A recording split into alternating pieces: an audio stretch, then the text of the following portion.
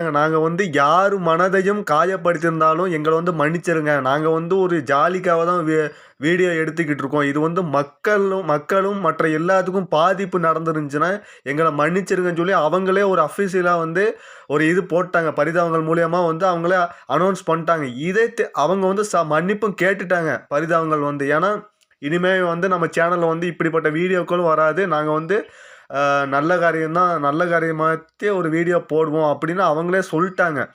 இது இல்லாம சில யூடியூபர்ஸ் வந்து இவங்களோட வீடியோகள வந்து டவுன்லோட் பண்ணி, ஆ மற்ற இது வந்து சோசியல் மீடியால வந்து பயங்கர ஏன்னா ஏற்கனவே கார்த்தி வந்து அ ஒரு நம்ம வந்து மெய்யழகன் ஆடியோ லாஞ்சில வந்து தெலுங்கு சைட்ல போய் ஒரு ப்ரமோஷன் போனோம்னா, அங்க உள்ள தொகுப்பாளர் வந்து இந்த மாரி வந்து கேள்வி கேட்டிருக்காங்க. லட்ட பத்தி நீங்க எப்படி என்ன சொல்றீங்க? அப்படின்னு கேள்வி கேட்டனால அவரு என்ன சொல்லியிருக்காருன்னா, இது ஒரு சென்சிட்டிவான ஒரு விஷயம். இத வந்து நான் பேசக்கூடாது. நான் வந்து இங்க சினிமாவுக்காக வந்திருக்கேன். அத